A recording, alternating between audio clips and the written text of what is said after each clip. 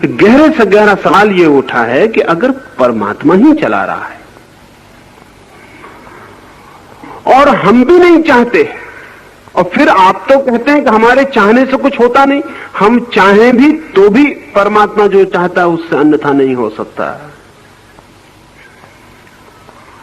और हम चाहते भी नहीं कि बुरा कर्म करें और परमात्मा तो चाहेगा क्योंकि बुरा कर्म हो, फिर कौन हमें धक्के देता है और बलात् बुरे कर्म करवा लेता है? फ्रॉम वेयर इज इविल, ये बुराई कहां से आती है? अलग अलग चिंतकों ने अलग अलग उत्तर खोजे। जो बहुत गहरे नहीं गए उन्होंने कहा शैतान है, वो करवा लेता है। उत्तर खोजना जरूरी था, लेकिन कोई बहुत गहरा उत्तर नहीं। वो कहते हैं डेविल है, एक पापात्मा है, वो सब करवा लेती। लेकिन ये उत्तर बहुत गहरा नहीं है, क्योंकि अर्जुन को अगर ये उत्तर दिया जाए तो अर्जुन कहेगा वो परमात्मा उस पापात्मा पर कुछ नहीं कर पाता, वो परमात्मा उस शैतान को कुछ नहीं कर पाता। तो क्या वो शैतान परमात्मा से भी ज्यादा शक्तिशाली है? और अगर शैतान परमात्मा से ज्यादा शक्तिशाली तो मुझे परमात्मा के चक्कर में क्यों उलझाते हो? मैं शैतान को ही नमस्कार करूं।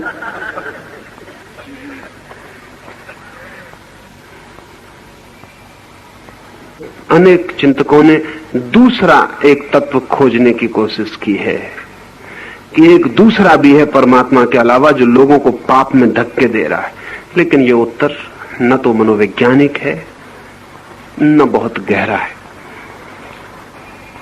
इसे तो केवल वे ही राजी हो सकते हैं जो किसी भी चीज के लिए राजी हो सकते हैं। इस उत्तर से और कोई राजी नहीं हो सकता, इसलिए कृष्ण ऐसा उत्तर नहीं देते। कृष्ण बहुत मनोवैज्ञानिक उत्तर देते हैं। वो ये कहते हैं प्रकृति के 3 गुण हैं,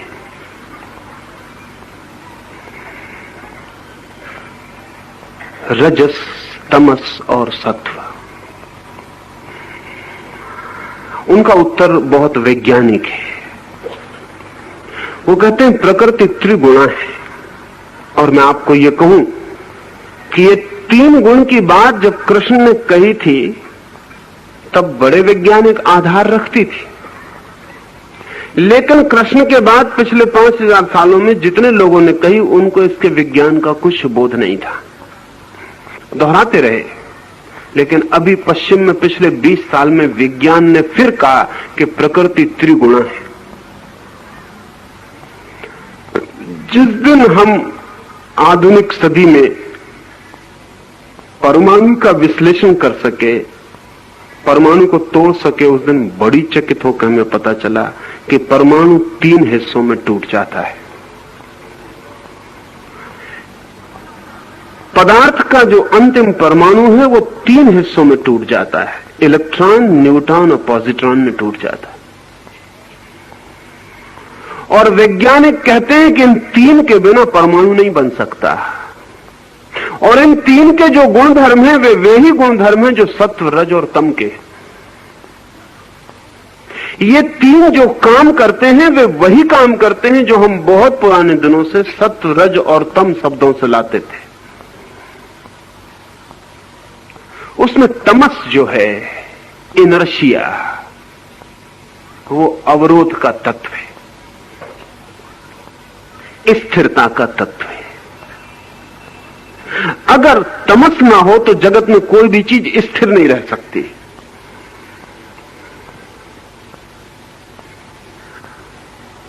आप एक पत्थर उठा के फेंकते हैं, अगर जगत में कोई तमस ना हो, कोई ग्रेविटेशन ना हो, रोकने वाली कोई ताकत, अवरोधक ना हो, तो फिर पत्थर कभी भी गिरेगा नहीं। फिर आपने फेंक दिया, फिर वो चलता ही रहेगा अनंत काल तक। फिर वो गिरेगा कैसे? कुछ अवरोध, कोई जो रोकता हो। आप भी पृथ्वी पर नहीं हो सकेंगे, कभी के हम उड़ गए होते। वो जमीन खींच रही तमस, ग्रेविटेशन का भार हमें रोके हुए। अभी जो अंतरिक्ष यात्री अंतरिक्ष यात्रा पर गए, उनकी बड़ी से बड़ी कठिनाइयों में एक कठिनाई ये है कि जैसे ही जमीन के ग्रेविटेशन के बाहर होते हैं 200 मील के पार, वैसे ही कशिश समाप्त हो जाती है, तो आदमी गुब्बारे जैसा हो जाता है। जैसे गैस भरा गुब्बारा उड़ने लगता। तो अगर बेल्ट ना बंधा हो कुर्सी से तो आप यान के तत्काल कुर्सी से उठ के यान के टप्पर से गुब्बारे की तरह टकराने लगेंगे, फिर नीचे भी उतर नहीं सकते, कोई ताकत काम नहीं करती नीचे उतरने के लिए। चांद पर यही कठिनाई है, क्योंकि तमस चांद का कम है, 8 गुना कम है। इसलिए चांद पर अगर हम मकान बनाएंगे तो चोर 8 गुना ऊंची छलांग लगा सकता है। फुटबॉल को वहां चोट मारेगा खिलाड़ी तो यहां जमीन पर जितनी ऊंची जाती है उससे 8 गुनी ऊंची चली जाएगी।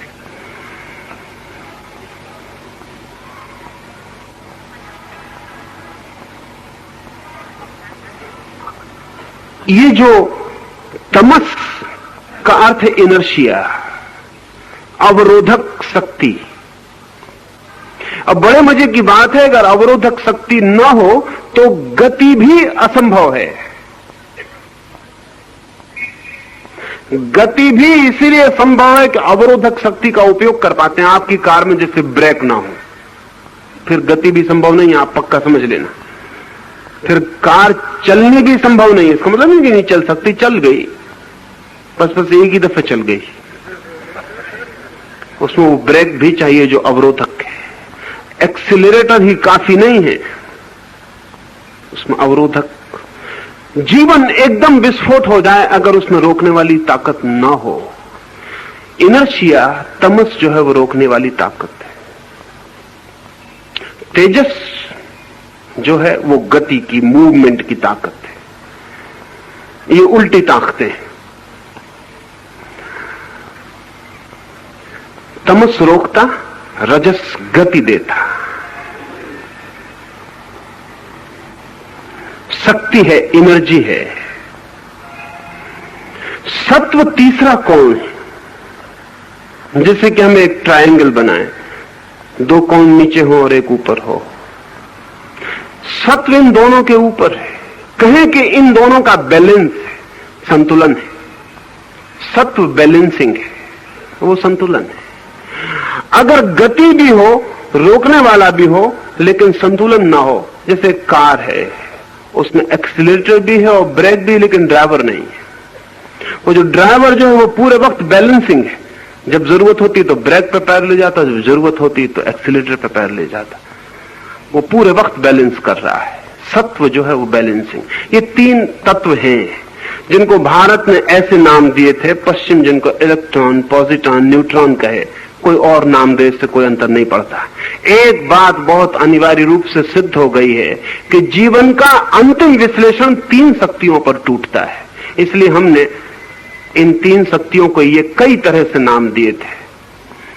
जो लोग वैज्ञानिक ढंग से सोचते थे उन्होंने रजस, तमस, सत्व ऐसे नाम दिए। जो लोग मेटाफोरिकल, काव्यात्मक ढंग से सोचते थे उन्होंने कहा ब्रह्मा, विष्णु, महेश। उनका भी काम वही, वो 3 नाम भी यही काम करते। उसमें ब्रह्मा सर्जक शक्ति है, विष्णु सस्टेनिंग, संभालने वाले, और शिव विनाश करने वाले। उन 3 के बिना भी नहीं हो सकता। ये जो इलेक्ट्रॉन, न्यूट्रॉन और पॉजिट्रॉन है, ये भी ये 3 काम करते हैं। उसमें जो न्यूट्रॉन है वो निगेटिव है, वो ठीक शिव जैसा है, निगेट करता है, तोड़ता है, नष्ट करता है। उसमें जो पॉजिट्रॉन है वो ब्रह्मा जैसा है, पॉजिटिव है, इसलिए पॉजिट्रॉन उसका नाम है। वो विधायक है, वो निर्माण करता है। और उसमें जो इलेक्ट्रॉन है वो न नेगेटिव है न पॉजिटिव है, वो सस्टेनिंग है, वो बीच में है, बैलेंसिंग है। कृष्ण कहते हैं कि मनुष्य के भीतर जो भी घटित होता है, बाहर और भीतर, वो इन 3 शक्तियों का खेल है। इन 3 शक्तियों के अनुसार सब घटित होता है। आदमी धकाया जाता, रोका जाता, जन्माया जाता, मरण को उपलब्ध होता, हंसी को उपलब्ध होता, रोने को उपलब्ध होता, वो इन सारी 3 शक्तियों का काम है। ये 3 शक्तियां अपना काम करती रहती। ये परमात्मा के 3 रूप जीवन को सृजन देते रहते हैं। अर्जुन पूछता है फिर नहीं भी हम करना चाहते फिर कौन करवा लेता? आप तो चाहते हैं कि जमीन पर ना गिरे, लेकिन जरा पैर फिसला कि गिर जाते। कोई शैतान गिरा देता? कोई शैतान नहीं गिरा देता, ग्रेविटेशन अपना काम करता। आप नहीं गिरना चाहते, माना, स्वीकृत कि आप नहीं गिरना चाहते, लेकिन उल्टे सीधे चलेंगे तो गिरेंगे। आप नहीं गिरना चाहते थे तो भी गिरेंगे, पैर पे पलस्तर लगेगा।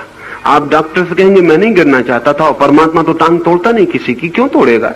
इतना बुरा तो नहीं हो सकता कि अकारण मुझ भले आदमी के जो गिरना भी नहीं चाहता उसकी टांग तोड़ दे, लेकिन मेरी टांग क्यों टूट गई? तो डॉक्टर वही उत्तर जो कृष्ण ने दिया। डॉक्टर कहेगा ग्रेविटेशन की वजह से। जमीन में गुरुत्वाकर्षण है, आप कृपा करके संभल के चलें।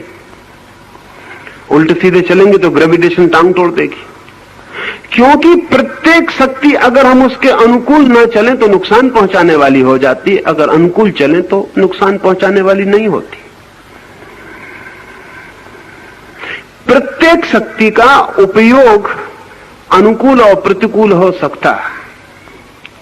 अब मनुष्य के भीतर कौन सी शक्तियां हैं जो उसे बलात्, जैसे कि एक आदमी नहीं गिरना चाहता और गिर जाता और टांग टूट जाती, और एक आदमी क्रोध नहीं करना चाहता और क्रोध हो जाता और खोपड़ी खुल जाती, या दूसरे की खुल जाती या खुद की खुल जाती। क्या कौन कर जाता है ये सब? परमात्मा। परमात्मा को क्या प्रयोजन है? और परमात्मा ऐसे काम करे तो परमात्मा हम उससे कैसे कहेंगे? कोई कहेगा शैतान, कृष्ण नहीं कहते। कृष्ण कहते हैं सिर्फ जीवन की शक्तियां काम कर रही हैं। मनुष्य के भीतर क्रोध है, वो भी अनिवार्य तत्व है। कहें कि वो हमारे भीतर नेगेटिव फोर्स है। क्रोध विनाश की शक्ति है हमारे भीतर। प्रेम हमारे भीतर निर्माण की शक्ति है, और विवेक हमारे भीतर बैलेंसिंग फोर्स है। जो आदमी विवेक को छोड़कर सारी शक्ति क्रोध में लगा देगा, वो बलात् नरक की तरफ चलने लगेगा, नहीं चाहेगा तो भी जाएगा। जो सारी शक्ति प्रेम की ओर लगा देगा, वो बलात् स्वर्ग की ओर जाने लगेगा, चाहे चाहे और चाहे ना चाहे। उसके जीवन में सुख उतरने लगेगा। और जो आदमी बैलेंस कर लेगा और समझ लेगा कि दुख और सुख और दोनों के बीच में अलग, वो आदमी मुक्ति और मोक्ष की दिशा में यात्रा कर जाएगा। इसलिए हमारे पास 3 शब्द और समझ लेने जैसे हैं, स्वर्ग, नरक और मोक्ष। स्वर्ग में वो जाता जो अपने भीतर की विधायक शक्तियों के अनुकूल चलता है, नरक में वो जाता जो अपने भीतर विनाशक शक्तियों के अनुकूल चलता है, मोक्ष में वो जाता जो दोनों के अनुकूल नहीं चलता, दोनों को संतुलित करके दोनों को ट्रांसेंड कर जाता, परा हो जाता, अतीत हो जाता है। कृष्ण कह रहे हैं शक्तियां हैं, और इन 3 शक्तियों के बिना जीवन नहीं हो सकता है। इसलिए अर्जुन, कौन तुझे धक्का देता है ऐसा मत पूछ, ये समझ कि धक्का तेरे भीतर से कैसे निर्मित होता है। क्रोध, काम, अहंकार, अगर उनके प्रति तू अतिशय झुक जाता है तो जो तू नहीं चाहता वो तुझे करना पड़ता है। कभी आपने देखा काम वासना मन को पकड़ ले? कहना ठीक नहीं है कि काम वासना मन को पकड़ ले, कहना यही ठीक होगा कि जब आप काम वासना को मन को पकड़ लेने देते हैं, आप जब पकड़ लेने देते हैं, और ध्यान रहे काम वासना आपके बिना पकड़ाए आपको नहीं पकड़ती है। हाँ, एक सीमा होती है हर चीज की, उसके पार मुश्किल हो जाता है रोकना। एक सीमा होती है। जगह जगह हमने कार के ट्रैफिक पे लिखा हुआ है कि यहां 5 मील रफ्तार। क्यों? क्योंकि वहां इतने ज्यादा लोग गुजर रहे हैं कि अगर 30 मील रफ्तार हो तो रोकना समय पर मुश्किल है, 5 मील हो तो समय पर रोकना आसान है। जहां लोग कम गुजर रहे हैं वहां 70 मील भी हो तो कोई हर्ज नहीं, वहां समय पर 70 मील भी रोकना आसान है। हर चीज की एक सीमा है। सिगमंड फ्रायड एक कहानी कहा करता था। वो कहा करता था कि एक छोटे से गांव में एक गरीब म्युनिसिपल कमेटी ने गांव का कचरा ढोने के लिए एक घोड़ा खरीदा, बैलगाड़ी, एक घोड़ा गाड़ी के लिए। लेकिन गरीब थी म्युनिसिपैलिटी, और कहते हैं गांव बड़ा बुद्धिमान था।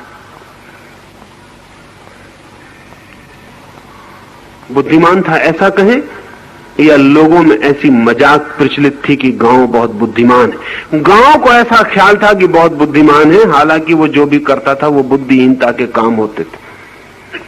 म्युनिसिपल ने एक घोड़ा खरीदा, लेकिन घोड़े को घास, दाना, पानी इतना महंगा पड़ने लगा कि म्युनिसिपल के बजट पर भारी हुआ। गरीब छोटी सी म्युनिसिपल थी। कमेटी बुलाई गई, उन्होंने तय किया कि क्या किया जाए। उन्होंने कहा कि आधा राशन करके देखा जाए घोड़े के लिए। अगर आधे में काम चल जाए तो ठीक, नहीं फिर थोड़ा बढ़ा देंगे। आधा राशन किया, लेकिन काम बिल्कुल ठीक चल गया। घोड़ा आधे राशन पे भी जिंदा रहा। तब तो उन्होंने कहा कि हम पागल हैं जो इसको इतना दें, और आधा करके देखें। उन्होंने और आधा किया, घोड़ा फिर भी जिंदा रहा और फिर भी काम करता रहा। उन्होंने कहा हम बिल्कुल पागल हैं, इसे और आधा करें। और भी आधा कर दिया। घोड़ा मुश्किल में रहा, लेकिन फिर भी किसी तरह काम करता रहा। म्युनिसिपल कमेटी ने कहा हम बिल्कुल नासमझी कर रहे हैं, अब राशन बिल्कुल बंद कर दें। राशन बिल्कुल बंद कर दिया। जो होना था वही हुआ, घोड़ा मर गया। एक सीमा थी जहां तक घोड़ा कम राशन पर भी काम किया, फिर एक सीमा आई जहां से काम नहीं कर सका। हमारी प्रत्येक वृत्ति की सीमाएं हैं, जहां तक हम उन्हें रोक सकते हैं और जहां से फिर हम उन्हें नहीं रोक सकते। एक विचार मेरे मन में उठा, शब्द बना मेरे भीतर। अभी मैं आपको न कहूं तो रोक सकता हूं, फिर मेरे मुंह से शब्द निकल गया। अब इस शब्द को वापस नहीं ला सकता। एक सीमा थी, एक जगह थी, मेरे भीतर विचार भी था, शब्द भी था, ओंठ पर भी आ गया, फिर भी मैं रोक सकता हूं। फिर एक सीमा के बाहर बात हो गई, मैंने आपसे बोल दिया, अब मैं इसे वापस नहीं लौटा सकता। अब कोई उपाय इसे वापस लौटाने का नहीं है। एक जगह थी जहां से वापस लौट जाता। क्रोध एक जगह है जहां से वापस लौट सकता है, लेकिन जब उस जगह के बाहर निकल जाता है उसके बाद वापस नहीं लौटता। काम एक जगह है जहां से वापस लौट सकता है, जब उसके आगे चला जाता है तो फिर वापस नहीं लौट सकता। और ध्यान रहे, बड़े मजे की बात यह है कि उस सीमा तक जहां तक काम वापस लौट सकता है उस समय तक आप उसको सहयोग देते हैं, और जब वो वापस नहीं लौटता तब आप चिल्लाते हैं कि कौन मुझे धकाया जा रहा है, परवश कौन मुझे बलात् काम करवा रहा है। इसे ठीक से भीतर समझेंगे तो ख्याल में आ जाएगा। एक जगह है जहां तक हर वृत्ति आपके हाथ में होती है, लेकिन जब आप उसे इतना उकसाते हैं कि आपका पूरा शरीर और पूरा यंत्र उसको पकड़ लेता है, फिर आपकी बुद्धि के बाहर हो जाती है। फिर आप कहते हैं कि नहीं नहीं, और फिर भी घटना घट के रहती है। तब आप कहते हैं कौन बलात् करवाए चले जाता है, जबकि हम नहीं करते हैं, कोई नहीं करवाता। शक्तियां करती हैं, लेकिन करवाने का अंतिम निर्णय गहरे में आपका ही कोऑपरेशन है, आपका ही सहयोग है। कृष्ण इतना ही कह रहे हैं कि कोई बैठा नहीं है पार तुम्हें क्रोध में, काम में, युद्ध में, लड़ाई झगड़े में ले जाने को। प्रकृति के नियम हैं, अगर उन नियमों को तुम समझ लेते हो और समता को, संतुलन को उपलब्ध होते हो, अनासक्ति को, साक्षी भाव को उपलब्ध होते हो, विवेक को, श्रद्धा को उपलब्ध होते हो, तो फिर तुम्हें कोई फिक्र करने की जरूरत नहीं। फिर जो भी होगा परमात्मा पर। लेकिन जब तक तुम ऐसी समता को और अनासक्ति को उपलब्ध नहीं होते, भीतर तुम आसक्ति को पालते चले जाते हो, बारूद में चिंगारी डालते चले जाते हो। फिर जब आग भड़क के मकान को पकड़ लेती तब तुम कहते हो मैं तो चाहता नहीं था कि आग लगे, लेकिन यह आग लग गई है। बारूद का नियम है, धर्म है, वो आग लगा देगी। तुमने चिंगारी फेंकी, चिंगारी का धर्म है कि वो आग पकड़ा देगी। और जब बारूद भड़क उठेगी तब तुम छाती पीटोगे और चिल्लाओगे कि ये तो मैं नहीं चाहता था। कभी आपने देखा एक आदमी हत्या कर देता है? दोस्तोवस्की का एक बहुत कीमती उपन्यास है क्राइम एंड पनिशमेंट। उसमें रस्कोल्निकोव नाम का एक पात्र, वो रोज अपने सामने उसके मकान मालकिन जो है, उसकी मकान की बुढ़िया जो मालकिन है, वो कोई 70 साल की बूढ़ी औरत, वो गिरवी रखने का काम करती है और लोगों से खींच के ब्याज चूसती है। मरने के करीब है लेकिन रत्ती भर दया नहीं करती। कोई नहीं है उसका, बहुत धन है। और रास्कोल्निकोव एक विद्यार्थी है, वो देखता रहता अपनी खिड़की से। गरीब आदमी गिड़गिड़ाते हैं, रोते हैं, चिल्लाते हैं, लेकिन कुछ भी नहीं। उनके कपड़े भी उतरवा लिए जाते हैं। कोई दया नहीं, कोई ममता नहीं। कई बार उसके मन में होता है इस बुढ़िया को कोई मार क्यों नहीं डालता, इसके होने की कोई जरूरत ही क्या है।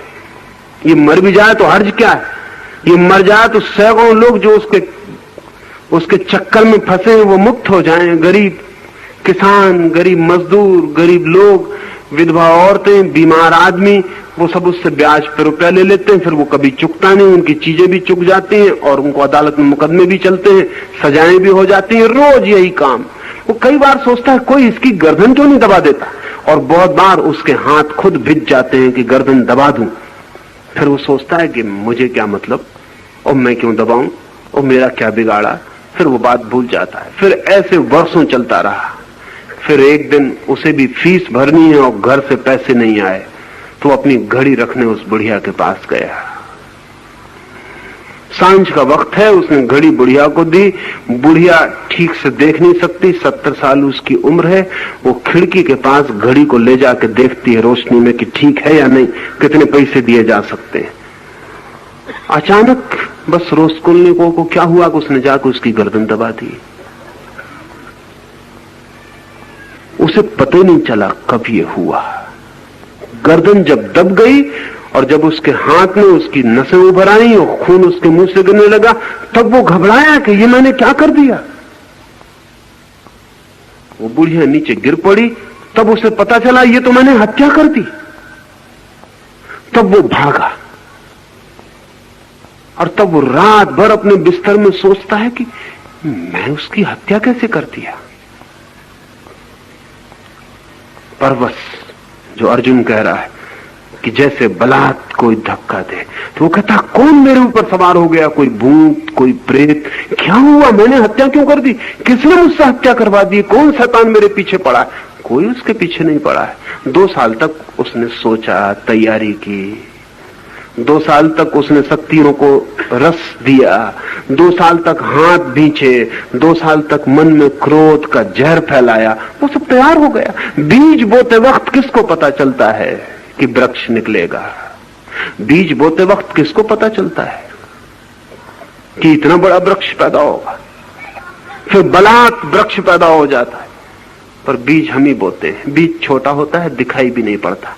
मन में क्रोध के बीज बोते हैं, काम के बीज बोते हैं, फिर शक्तियां पकड़ लेती, फिर वो 3 शक्तियां अपना काम शुरू कर देती हैं। आपने बीज बोया, जमीन काम शुरू कर देती, पानी काम शुरू कर देता है, रोशनी काम शुरू कर देती, सूरज की किरणें आके बीज को बड़ा करने लगती। आप हैरान होंगे कि जमीन बहुत कम काम करती है। अभी एक वैज्ञानिक ने प्रयोग किया, नाप तौल के प्रयोग किया कि एक बट वृक्ष को लगाया एक गमले में, बड़े गमले में, नाप तौल के बिल्कुल, इतनी मिट्टी, इतना गमले का वजन, इतने वृक्ष के बीज का वजन, सब नाप तौल के लगाया। फिर वृक्ष बहुत बड़ा हो गया।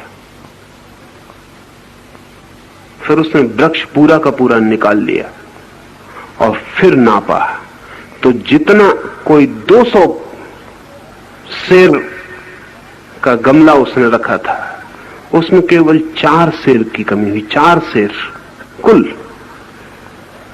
और वृक्ष को नापा, तोला, तो वो तो कोई 280 सेर निकला वृक्ष, और कुल 4 सेर की कमी हुई मिट्टी में। और उस वैज्ञानिक का ख्याल है कि वो 4 सेर भी वृक्ष ने नहीं लिए, वो भी हवा भी आती है, तूफान भी आता है, मिट्टी उड़ भी जाती है, पानी में बह भी जाती। 4 शेर, इतना बड़ा वृक्ष कहां से आ गया? सूरज भी दे रहा है, हवाएं भी दे रही हैं, पानी भी दे रहा है, जमीन भी दे रही है, चारों तरफ से पूरा कॉस्मॉस उसको दे रहा है। एक छोटे से बीज को आपने बो दिया, फिर सारी दुनिया की ताकत उसको दे रही और वो बड़ा हो रहा है। आपने इधर क्रोध का बीज बोया, सारी दुनिया से क्रोध को साथ देने वाली ताकतें, तमस की, इनर्शिया की ताकतें आपकी तरफ बहनी शुरू हो जाएंगी। आपने प्रेम बोया, सारी तरफ से दुनिया से शुभ शक्तियां आपकी तरफ बहनी शुरू हो जाएंगी। आपने साक्षी भाव निर्मित किया, दुनिया की सारी ताकतें आपके लिए बैलेंस में हो जाएंगी। कोई आपकी तरफ नहीं बहेगा, कोई आपके बाहर नहीं बहेगा, सब चीजें सम हो जाएंगी, ठहर जाएंगी। तो कृष्ण कहते हैं न तो कोई शैतान, न कोई परमात्मा, ये 3 शक्तियां हैं अर्जुन। और तू जिसका बीज बो देता है अपने भीतर, वही शक्ति सक्रिय होकर काम करने लगती है।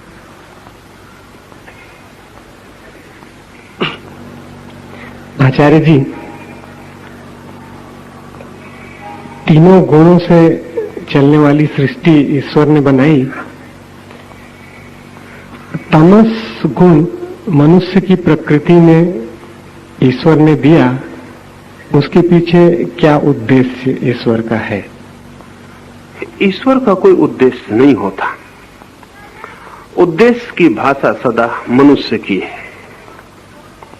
उद्देश्य तो उसका होता है जिसे भविष्य में कुछ पाना हो। जैसे एक आदमी, एक कुम्हार एक घड़ा बनाता है, उसका उद्देश्य होता है कि बाजार में बेचना, या उसका उद्देश्य होता है कि घर का पानी भरना। फिर एक वान गाग चित्र बनाता। वान गाग से कोई पूछता है कि चित्र तुमने किस उद्देश्य से बनाया, तो वो कहता कोई उद्देश्य नहीं है, बनाना ही मेरा आनंद है। आप कहेंगे बाजार में बिक सकता है, वान गाग का एक चित्र नहीं बिका, एक चित्र जिंदा रहते नहीं बिका। आप कह सकते हैं कि कोई प्रतिष्ठा मिलती होगी, कोई सम्मान करता होगा कि बड़े चित्रकार हो। किसी ने प्रतिष्ठा नहीं की, किसी ने सम्मान नहीं किया। आप कहते होंगे कि बड़ा धनवाला आदमी रहा होगा, पैसा पास में रहा होगा, फुर्सत रही होगी तो कुछ ना कुछ करता रहा होगा। नहीं, वान गाग बहुत गरीब आदमी था और उसका भाई उसे इतना ही पैसा देता था जिसमें 7 दिन की सिर्फ रोटी चल जाए, रूखी सोखी। न रंग के लिए पैसे, न कागज के लिए, न कैनवस के लिए। तो वो सप्ताह में 4 दिन खाना खाता और 3 दिन उपवास करता, और 3 दिन में जो उपवास में बच जाए उससे पेंट करता। और जब उससे कोई पूछता किस लिए, तो वो कहता बस बना लेने में आनंद है। परमात्मा उद्देश्य से जगत को नहीं बना रहा है, बना लेने में आनंद है, बनाना ही आनंद है। आगे पीछे कुछ भी उद्देश्य नहीं, पर्पजलेस। और ध्यान रहे, आनंद हमेशा ही पर्पजलेस होता है। एक मां अपने बेटे को बड़ा कर रही है, उससे पूछे किस लिए, अगर वो कहे कि बाद में नौकरी करवानी, तो समझना मां नहीं है, कोई फैक्ट्री है। अगर मां है तो वो कहेगी किस लिए, कैसा गलत सवाल पूछते हो, बस मेरा आनंद है।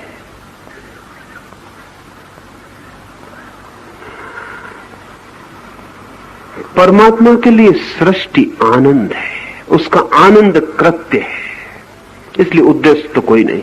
हाँ, लेकिन ये सवाल फिर भी संगत है कि वो आदमी में तमस क्यों रखता है। असल में हम तमस शब्द को सदा ही गलत अर्थों में लेते रहे। हम समझते हैं तमस कोई बुरी चीज। तमस बुरी नहीं है, तमस अपने आप में बुरी चीज नहीं है। हां, तमस में ही पूरी तरह भर जाना बुरा है। तमस अपने आप में बुरा नहीं है, जहर भी अपने आप में बुरा नहीं है। और कभी तो बीमारी में दवा का काम करता है। कहें कि जहर क्यों बनाया परमात्मा ने, एक आदमी जहर खा के मर जाए, आप कहें कि ये जिम्मेदार परमात्मा ने जहर क्यों बनाया, न बनाता परमात्मा, ना ये आदमी खाता। लेकिन जहर अपने आप में किसी को मारता नहीं। जहर तो जिला भी सकता है, लेकिन इस आदमी ने जहरी जहर खा लिया तो मर गया। अमृत भी खा लो ज्यादा मात्रा में तो मौत घटित हो सकती है। अमृत भी मात्रा में खाना अगर मिल जाए, एक तो मिलता नहीं, क्योंकि डर यही है कि जहर तो बहुत कम लोग खाते हैं, अमृत अगर मिल जाए तो बिना मात्रा में बहुत लोग खा जाएंगे। शायद इसीलिए नहीं मिलता है, क्योंकि रोकेंगे कैसे? फिर अमृत मिल जाए तो आप अपने को कब कहां रुके, खाते चले जाएंगे, अमृत से मौत आ जाएगी। जीवन में नियम है, कोई नियम बुरा नहीं, कोई नियम भला नहीं, अनिवार्य है। बिना तमस के, बिना इनर्सिया के जगत अस्तित्व में नहीं हो सकता। उसके अस्तित्व में होने के लिए कोई अवरोधक शक्ति चाहिए। लेकिन अगर कोई आदमी सिर्फ अवरोधक शक्ति पर ही निर्भर रह जाए तो भी खतरा हो जाएगा, क्योंकि दूसरी दो शक्तियां भी चाहिए।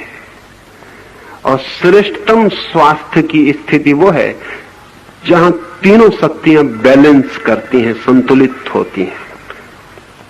उसी क्षण में आदमी तीनों के बाहर निकल जाता है और परमात्मा को अनुभव कर पाता है। जब तक आदमी इधर उधर डोलता है, कभी आपने देखा नट को रस्सी पर चलता है, कभी थिर नहीं रहता।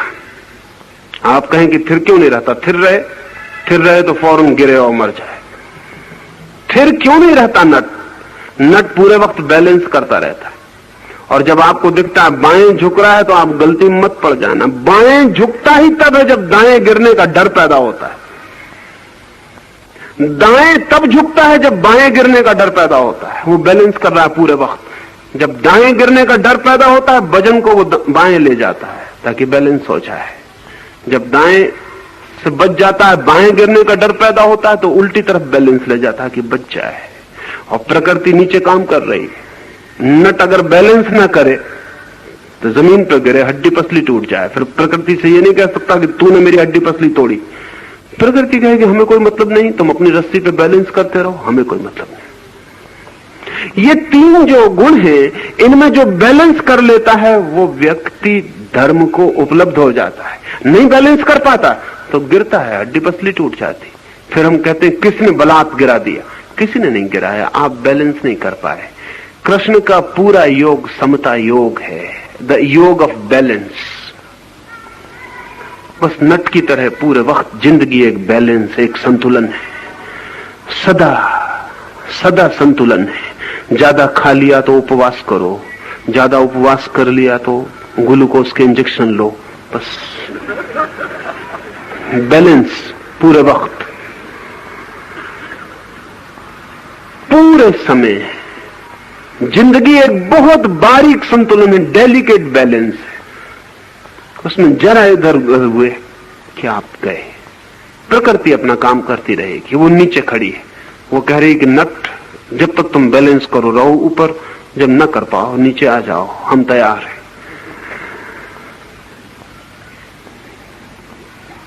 अनिवार्य तत्व है तीन, उससे कम नहीं हो सकते। तीन के बिना सृष्टि खो जाएगी, इसलिए वो है।